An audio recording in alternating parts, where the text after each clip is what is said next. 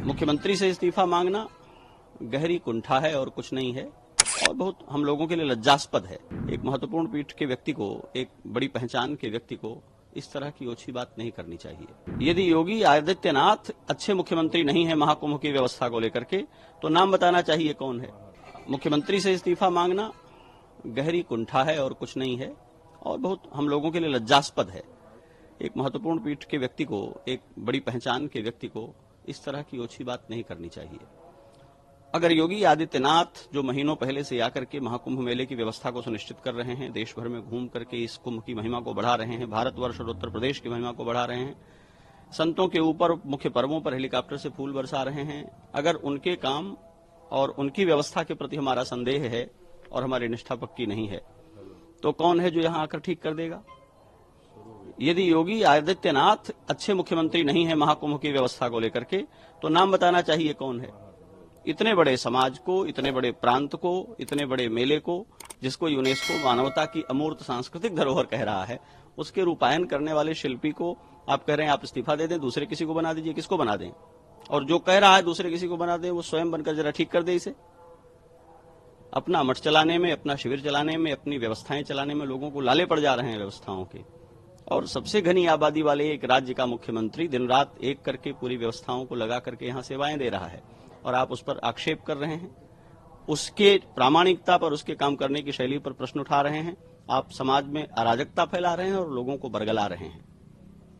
हमें अपने दिन भूलने नहीं चाहिए। सड़कों पर घसीट करके जब लाठियों से पीटा गया था, उस मुख्यमंत्री से इस्तीफा लिया था क्या? पालघर के निहत्थे साधुओं को दौड़ा करके मार डाला गया था, उस मुख्यमंत्री से इस्तीफा लिया था क्या? अयोध्या में निहत्थे राम भक्तों को दौड़ा दौड़ा करके गोली से भून दिया गया था, उस समय इस्तीफा लिया था क्या? योगी आदित्यनाथ से इस्तीफा चाहिए। इतनी राजनीति में रुचि है तो आइए राजनीति करिए। इस देश में मुख्यमंत्री जनमत से बनता है, वोटिंग से बनता है, सांगठनिक और संवैधानिक योजना से बनता है। अपने मन से मुकुट पहनकर चांदी की कुर्सी पर बैठ जाने से कोई मुख्यमंत्री नहीं बन जाता है। आप कह देंगे और मुख्यमंत्री पद छोड़ देंगे। ये बातें समाज को दिग्भ्रमित करने के लिए कही जाती हैं। ये गहरी कुंठा से पैदा होने वाली बातें हैं।